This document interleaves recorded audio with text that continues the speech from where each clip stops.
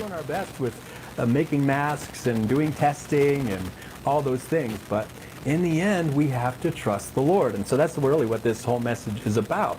The other thing that's difficult about this for us is we don't know the time limit.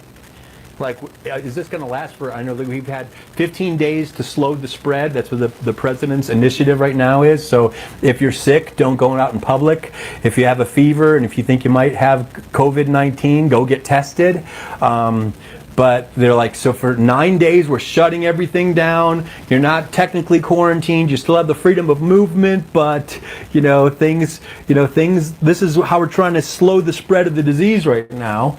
And it's 9 days of sort of kind of wait and see what happens. And then they're talking about 8 weeks beyond that this could continue for another 8 weeks. And then some people are saying, well, it could be before July or August before they lift the restrictions. Or if the disease gets worse, then we might not have a cure for the vaccine in 15 to 18 months. We're like, so what's the time limit? What are we looking at? Like, how will we know when it's over?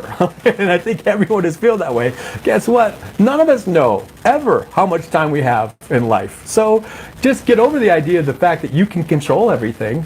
You're not God, and neither am I. And so we just have to release all those. Keep me going in this sermon, everybody. Can I get a little love? Somebody, please. All right. So thank you, Jeremiah. I see that hand. I see that hand. Yes and amen. So God is able to provide for us, and there have been some bright spots in this first few days of the sermon. That's not the sermon, of the outbreak. And there's this viral poem that's gone out that I've seen, and many people have posted and reposted. If you haven't heard it yet, I want to read it to you. It's a poem that's called "And the People Stayed Home" by a little-known lady named Kitty O'Mara. And it's kind of like looking for the bright spot in what might God be doing spiritually for all of us. And one friend of mine said, it's funny that God sent us all to our rooms. Like he canceled sports, he canceled all our favorite things. You can't go to the restaurants, you can't do all these things. And he sent us to our rooms, right? But I think we're spending more time with family, we're spending more time with our spouses, we're spending more time with our kids. We're thinking about our health, we're washing our hands. Like we should have been washing our hands the whole time. Why we're not washing our hands, right? So anyway, this poem, I'll read it to you.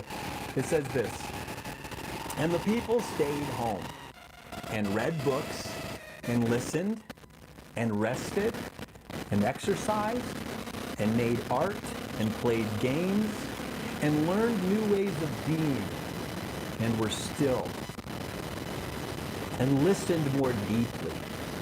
Some meditated, some prayed, some danced, some met their shadows. And the people began to think differently